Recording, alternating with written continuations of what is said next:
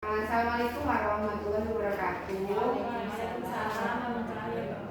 Terima kasih atas waktunya teman-teman karena mau mengikuti presentasi tentang pendidikan inklusi yang kemarin saya pelajari.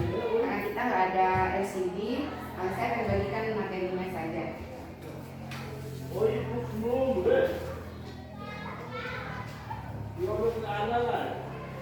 Jadi kesempatan ini saya akan menyampaikan hasil penelitian sederhana tentang pendidikan inklusi dan bagaimana data serta bukti penelitian itu dapat membantu guru untuk meningkatkan praktek pembelajaran yang di sekolah.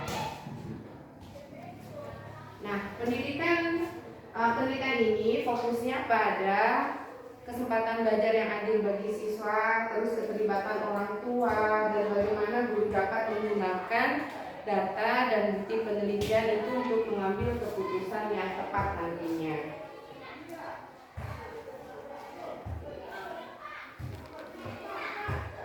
Terus fokus penelitian, saya kemarin menggunakan 2 artikel pendidikan inklusi yang dianalisis itu saya menggunakan yang namanya Tescraft. Nah, mungkin bisa dilihat di kertasnya. Nah, Tescraft ini nanti itu sumber itu bisa digunakan apakah benar-benar relevan dengan yang akan kita lakukan. Selain relevan juga terpercaya. Jadi fokusnya ada tantangan utama pelaksanaan pendidikan inklusi di sekolah, terus bagaimana keterlibatan orang tua untuk mendukung anak berkebutuhan khusus, serta bagaimana data dan bukti pendidikan itu membantu guru untuk meningkatkan pembelajaran inklusi. Slide berikutnya, nah itu ada pengumpulan data dan bukti.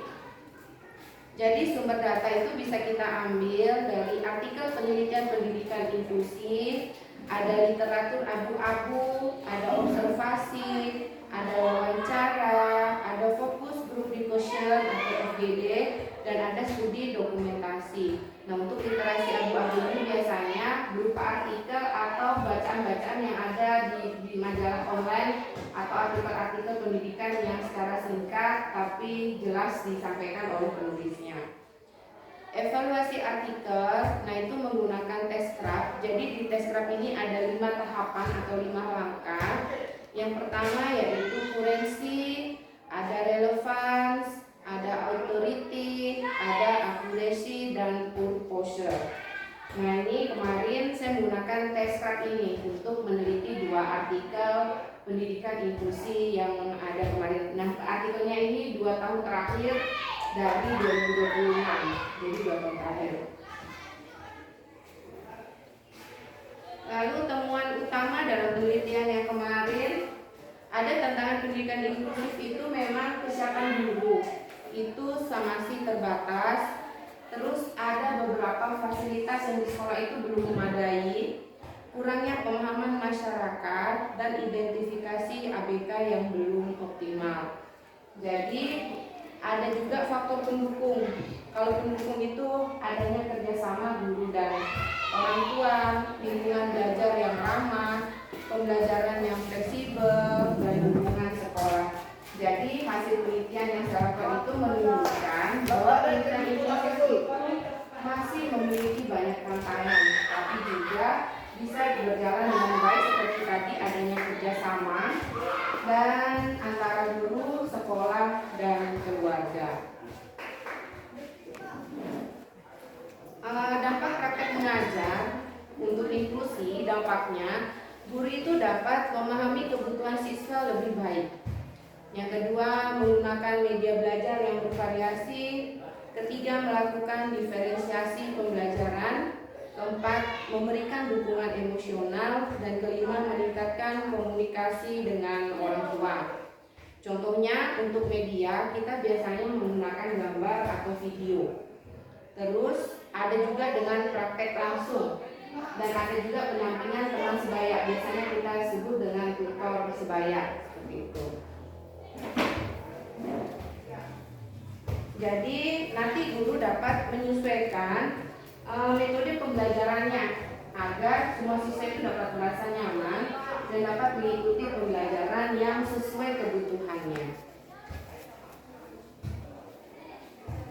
Nah, penggunaan data untuk perubahan ada yang namanya langkah evidence intermediate. Itu menentukan tujuan, mengumpulkan data, menganalisis bukti, menentukan solusi, menerapkan perubahan, dan mengevaluasi hasil.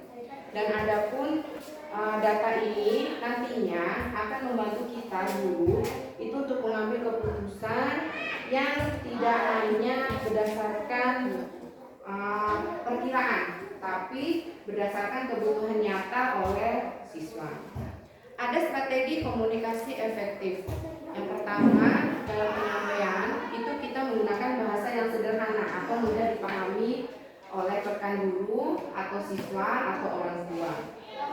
Menjelaskan poin pentingnya saja. Jadi biasanya ada beberapa siswa, orang tua atau guru itu ketika kita lebih banyak bertele-tele, maka kadang tidak tersampaikan. Jadi cukup hanya poinnya saja.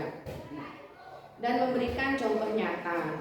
Lalu menggunakan visual sederhana. Nah, visual sederhana ini tidak semua terpaku oleh yang namanya IFC atau apa. Nah, itu kita bisa ganti dengan foto-foto sederhana atau gambar-gambar sederhana. Dan yang selanjutnya bersikap terbuka terhadap tantangan. Nah, ketika nanti ada tantangan yang kita hadapi, maka tidak ada salahnya kita saling berdiskusi, berkolaborasi sesama guru atau dengan orang tua, begitu juga dengan kepala sekolah, agar nantinya kita bisa menciptakan suasana yang lebih nyaman lagi untuk siswa ke depannya.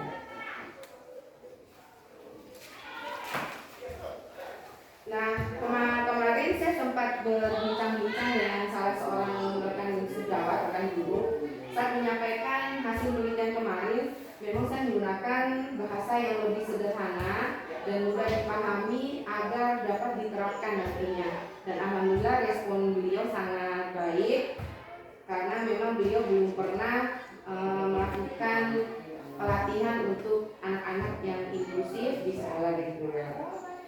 Nah, terakhir, jadi melalui pendidikan ini, melalui kegiatan ini saya memahami bahwa memang pendidikan inklusif itu bukan hanya teori, tapi memang kerja nyata yang memang membutuhkan kerjasama dari berbagai pihak. Dan refleksi saya sendiri tadi kemarin, saya belajar bahwa data itu memang penting untuk mengambil keputusan.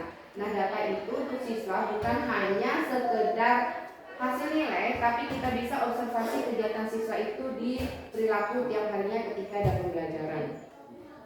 Yang kedua, refleksinya guru perlu berpikir kritis terhadap sumber informasi.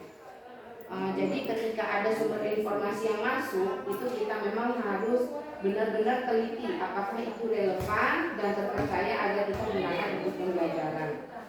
Yang ketiga, pendidikan inklusif itu membutuhkan kolaborasi. Jadi selain kolaborasi dengan siswanya, kita juga bisa berkolaborasi dengan orang tuanya, termasuk dengan pakar nanti seandainya ada yang namanya unit layanan disabilitas. Nah, itu kita bisa berkolaborasi juga di sana. Nanti akan memberikan salah satu langkah atau jalan keluar untuk kita menghadapi siswa-siswa yang intensif tadi. Nah, perubahan ini dapat dimulai dari langkah sederhana. Jadi dari siswanya dulu kita observasi, kita lihat perubahan perilaku apa yang memang menonjol setiap harinya ketika ada pelajaran. Nah, itu bisa diobservasi. Nah, itu data. Nah, itu secara tidak langsung itu merupakan data dan hasil kegiatan dari ulangannya. Nah, demikian presentasi singkat saya hari ini tentang tadi pendidikan inklusif dan penggunaan data penelitian untuk bisa menciptakan pembelajaran yang menyenangkan bagi siswa-siswa inklusif. Jadi terima kasih atas kehadirannya teman-teman. Nanti saya akan memberikan kolom umpan balik untuk diisi, tidak perlu dikasih nama, jadi hanya diisi saja. Demikian, mudah-mudahan nanti selanjutnya ada ruang presentasi diskusi yang lebih lama lagi. Ya, terima kasih. Saya Alisa. Assalamualaikum warahmatullahi wabarakatuh.